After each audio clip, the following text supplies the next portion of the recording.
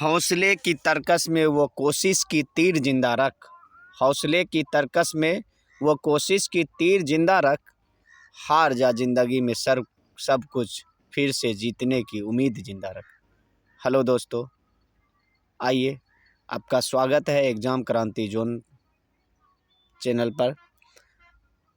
हम लोग संविधान का निर्माण, जो राजनीतिक व्यवस्था का दूसरा अध्याय है, उस पर हम लोग चर्चा कर रहे हैं। और हम लोग इससे पहले वाले वीडियो में जो हम लोग देखे थे कि संविधान निर्माण की जो प्रक्रिया जो शुरुआत हुई, उसमें 9 दिसंबर 1946 को पहली बैठक होती है, जिसमें भारत का संविधान निर्माण की प्रक्रिया की शुरुआत किया गया और मुस्लिम लीग उसका विरोध करता है और वो संविधान सभा से निकल जाता है। फिर हम लोग सफ़र जारी रखते हैं और उस समय का वरिष्ठ अध्यक्ष डॉक्टर सच्चिदानंद सिन्हा को संविधान सभा का अस्थायी अध्यक्ष नियुक्त करते हैं। उसके उपरांत 11 दिसंबर को डॉक्टर राजेंद्र प्रसाद को संविधान सभा का अस्थायी अध्यक्ष नियुक्त किया और 13 दिसंबर को जवाहरलाल नेहरू संविधान सभा में उद्देश्य प्रस्ताव पास करते हैं और इसी दिन से हमारा जो है संविधान निर्माण की प्रक्रिया की शुरुआत होती है।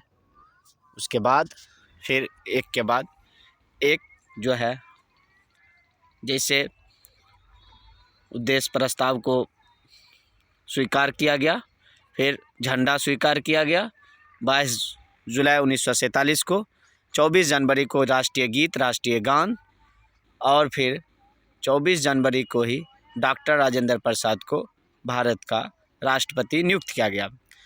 आज इस वीडियो में हम लोग ये जानने का प्रयास करेंगे कि संविधान सभा की जो निर्माण की प्रक्रिया चल रहा था, उसमें कई समितियां थी। वो समिति मिलकर जो है संविधान का निर्माण कर रहा था। जैसे संविधान सभा ने संविधान के निर्माण से संबंधित विभिन्न कार्यों को करने के लिए कई समितियां का गठन किया था। इसमें 8 बड़ी समितियां थी तथा अन्य छोटी समितियां थी। अब उसका देख लीजिए, बड़ी समितियां जो थी उसमें पहला था संघ शक्ति समिति। इसका जो अध्यक्ष था वो जवाहरलाल नेहरू थे। संघीय संविधान समिति, ये जवाहरलाल नेहरू। उसके बाद प्रांतीय समिति, तो जानते हैं प्रांत का जो भी कार्य था वो सरदार वल्लभ भाई पटेल के हाथों में था। प्रारूप समिति हम लोग बाखूबी जानते हैं कि ये डॉक्टर भीमराव अंबेडकर प्रारूप समिति तैयार करने के लिए इन कार्यों में ये माहिर थे। संविधान सभा की समितियां और देखा जाए तो मौलिक अधिकारों, अल्पसंख्यक एवं जनजातीय तथा बहिष्कृत क्षेत्रों के लिए सलाहकार समिति, सरदार वल्लभ भाई पटेल थे इसका अध्यक्ष। अब इस समिति के अंतर्गत जो है 5 उप समितियाँ थी, जिसमें देखिए मौलिक अधिकार उप समिति JB कृपलानी, अल्पसंख्यक उप समिति SC मुखर्जी। अब यहाँ पर बच्चा का कंफ्यूज होता है जो भी एग्ज़ाम देते हैं उसमें, कि अल्पसंख्यक का डायरेक्ट समिति का अध्यक्ष पूछा जाए तो सरदार वल्लभ भाई पटेल, लेकिन अल्पसंख्यक उप समिति कहेगा तब SC मुखर्जी। इस प्रकार से याद रखें। उसके बाद संविधान सभा की समितियां उत्तर पूर्व सीमांत जनजातीय क्षेत्र असम को छोड़कर, ये सब का जो समिति था उत्तर पूर्व सीमांत का, ये था गोपीनाथ बारदोलई। उसके बाद छोड़े गए आंशिक रूप से छोड़े गए क्षेत्र, ये सब जो है AB ठक्कर उच्चतम पश्चिम फ्रंटियर जनजाति क्षेत्र उप समिति। अब कहने का तात्पर्य है कि ये सब समितियां जो है, ये सब संविधान सभा के लिए जो है विभिन्न प्रकार के सुझाव देता था, जिस पर जो है बहस होता था और फिर उससे कानून निर्माण किया जाता था। संविधान सभा की समिति में देखिए प्रक्रिया नियम समिति जो थे वो डॉक्टर राजेंद्र प्रसाद। उसके बाद प्रक्रिया नियम समिति डॉक्टर राजेंद्र प्रसाद। राज्यों के लिए समिति, राज्यों से समझौता करने वाले जवाहरलाल नेहरू थे। संचालन समिति भी डॉक्टर राजेंद्र प्रसाद। प्रक्रिया नियम समिति डॉक्टर राजेंद्र प्रसाद। और राज्यों के लिए समितियां, राज्यों से समझौता कौन करेगा? जो हमारे अभी प्रधानमंत्री हैं वही करेंगे, तो जवाहरलाल नेहरू थे उस समय। छोटी समितियां हम देखिए, वित्त एवं कर्मचारी स्टाफ समिति डॉक्टर राजेंद्र प्रसाद। और भी समितियां हैं जैसे सदन समिति, पट्टाभी सीतारामैया। राष्ट्र ध्वज समिति, ये बहुत पूछा जाता है, राष्ट्र ध्वज संबंधी तदर्थ समिति, इसका था डॉक्टर राजेंद्र प्रसाद। और भी समितियां हैं, इसको आप याद रखें, जैसे भाषाई प्रांत आयोग के जो थे वो S.K. धर थे। उसके बाद तो इस प्रकार से ये सब समितियां आपको याद रखना है। प्रारूप समिति, देखिए संविधान सभा की सबसे जो महत्वपूर्ण समिति थी वो थी प्रारूप समिति। इसका गठन 29 अगस्त 1947 ईस्वी को हुआ था। डायरेक्ट एग्जाम में क्वेश्चन देखने को मिलेगा कि प्रारूप समिति का गठन कब किया गया, तो 29 अगस्त 1947 ईस्वी को। यह समिति थी जिसने नए संविधान प्रारूप तैयार करने की जिम्मेदारी सौंपी गई थी। इसमें मुख्यतः 7 सदस्य थे जिनका नाम इस प्रकार है, देखा जाए। प्रारूप समिति के जो नाम है, डॉक्टर B.R. अम्बेडकर अध्यक्ष हैं, N. गोपालस्वामी अयंगर, अल्लादी कृष्णा स्वामी अय्यर, डॉक्टर K.M. मुंशी, सैयद मोहम्मद सादुल्ला, उसके बाद N. माधवराव, इन्होंने B.L. मित्र की जगह ली थी। यानी B.L. मित्र स्वास्थ्य कारणों से त्याग दे दिया था, स्वास्थ्य खराब था B.L. मित्र का, तो माधवराव आया था उसके स्थान पर। उसके बाद एक 7वां सदस्य था, वो था T.T. कृष्णाचारी। इन्होंने सन 1948 में D.P. खेतान की मृत्यु के बाद उनकी जगह ली थी। अर्थात B.L. मित्र की स्वास्थ्य खराब हो गया था तो माधव आया, और D.P. खेतान का मृत्यु के बाद T.T. कृष्णाचारी आए थे। इस प्रकार से 7 सदस्य था, जिसका अध्यक्ष डॉक्टर भीमराव अम्बेडकर था। अब यही जो है भारत के संविधान का प्रारूप तैयार किए थे। इसे फरवरी 1948 ईस्वी में प्रकाशित किया गया।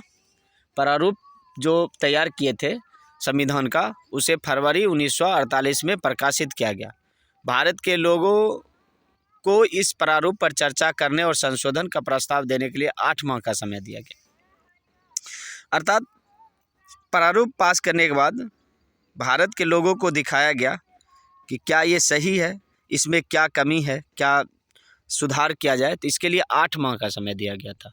लोगों की शिकायतों, आलोचना और सुझावों के परिप्रेक्ष्य में प्रारूप समिति ने दूसरा प्रारूप तैयार किया, जिसे अक्टूबर 1948 में पेश किया गया। इस प्रकार से प्रारूप 2 बार निर्माण किया गया था। प्रारूप समिति ने अपना प्रारूप तैयार करने में 6 माह से भी कम समय का लिया, दूसरा वाला। इस दौरान उसकी कुल 141 से बैठक हुई। सिर्फ प्रारूप तैयार करने में संविधान कैसा होगा, इसके लिए इस दौरान 141 से बैठक हुई थी। उसके बाद है संविधान का प्रभाव में आना। Doctor B.R. अम्बेडकर ने सभा में 4 नवंबर 1948 को संविधान का अंतिम प्रारूप पेश किया था। इस बार संविधान पहली बार पढ़ा गया 4 नवंबर 1948 को। सभा में इस पर 5 दिन 9 नवंबर से 1948 तक आम चर्चा हुई। दूसरी बार 15 नवंबर से 1948 से विचार होना शुरू हुआ। इसे संविधान पर खंडवार विचार किया गया। इस प्रकार से यानी जब पहली बार पढ़ा गया तो फिर उस पर विचार करने के लिए छोड़ दिया गया कि क्या ये संविधान भारत के जो वर्तमान स्थिति है और आने वाले भविष्य के लिए उपयुक्त है कि नहीं। विचार विमर्श के बाद यह कार्य 17 नवंबर 1939 तक चला। इस अवधि से कम 7653 संशोधन प्रस्ताव आए। अर्थात देखा जाए तो संविधान निर्माण के समय ही कई प्रकार के संशोधन हो गया था और प्रस्ताव आ रहा था, जिसमें वास्तव में 2473 पर ही सभा में चर्चा हुई। 2473 पर संविधान पर तीसरी बार जो 14 नवंबर 1949 से विचार होना शुरू हुआ, doctor B.R. Ambedkar the constitution as settled by the assembly be passed प्रस्ताव पेश किया। इस प्रकार संविधान का प्रभाव में आना में देखिए, संविधान के प्रारूप पर पेश इस प्रस्ताव को 26 नवंबर 1949 को पारित घोषित कर दिया गया। अर्थात सोच समझ के ये विचार विमर्श करके क्या संशोधन हो, क्या इसमें बढ़ाया जाए, क्या घटाया जाए, अंततः 26 नवंबर 1949 को संविधान सभा ने संविधान को पारित कर दिया और इस पर अध्यक्ष व सदस्यों के हस्ताक्षर लिए गए। सभा में उस समय जो वर्तमान सदस्य था, क्योंकि मुस्लिम लीग का तो सदस्य तो संविधान निर्माण से पहले दिन से ही चले गए थे, तो अब 299 सदस्यों थे, जिसमें केवल 284 सदस्य ही उपस्थित थे। अन्य सदस्य किसी कारणवश उपस्थित नहीं हुए, जिन्होंने संविधान पर हस्ताक्षर किया। अंततः 284 सदस्य ही अंतिम दिन संविधान सभा के जो संविधान है उस पर हस्ताक्षर किए। अब संविधान की प्रस्तावना में 26 नवंबर 1949 का उल्लेख उस दिन के रूप में किया गया जिस दिन के लोगों ने सभा में संविधान को अपनाया गया। अर्थात जो हम लोग कहते हैं कि भारत को प्रस्तावना में जो पढ़ते हैं, भारत को अंगीकृत अर्पित करते हैं, तो ये 26 नवंबर 1949 का दिन है। इसके द्वारा जो है संविधान सभा ने संविधान को अपनाया था। 26 नवंबर 1949 को अपनाए गए संविधान में प्रस्ताव 355। अब उस समय जो इसमें देखा जाए तो 395 अनुच्छेद था, 8 अनुसूचियाँ थी और 22 भाग था। अभी वर्तमान में भी 22 भाग, 395 से अधिक अनुच्छेद हो गया है और 12 अनुसूचियाँ है वर्तमान में। उसके बाद देखा जाए तो 26 नवंबर 1949 को कुछ ही अनुच्छेद को जो है पेश किया गया था। उस समय कुछ ही अनुच्छेद को लागू किया गया, बाकी को 26 जनवरी 1950 के दिन पूर्णतः लागू किया गया। जिसमें आप देखा जाए तो 5 अनुच्छेद 5 नागरिकता, 6 हो गया, 7 8 ये सब नागरिकता है, 9 तक नागरिकता, उसके बाद 60 हो गया, 324 इस प्रकार से जो दिया गया है यही सब जो है लागू हुआ था। शेष 26 जनवरी 1950 को संविधान को लागू कर दिया गया। अब कहने का तात्पर्य है कि आखिर 26 जनवरी 1950 के दिन ही क्यों आखिर इसी दिन लागू किया गया। तो इस दिन को संविधान की शुरुआती के दिन के रूप में देखा जाता है और इसे गणतंत्र दिवस के रूप में मनाया जाता है। ऐतिहासिक महत्व क्या है इसका इस दिन का? इस दिन 1930 में भारतीय राष्ट्रीय कांग्रेस लाहौर अधिवेशन जो किया था 1930 वाला लाहौर अधिवेशन दिसंबर 1929 में पारित, अर्थात भारतीय राष्ट्रीय कांग्रेस का 1929 के लाहौर अधिवेशन जो हुआ था उसमें पूर्ण स्वराज दिवस मनाने की घोषणा किया था 1929 में, और पहली बार 26 जनवरी 1930 को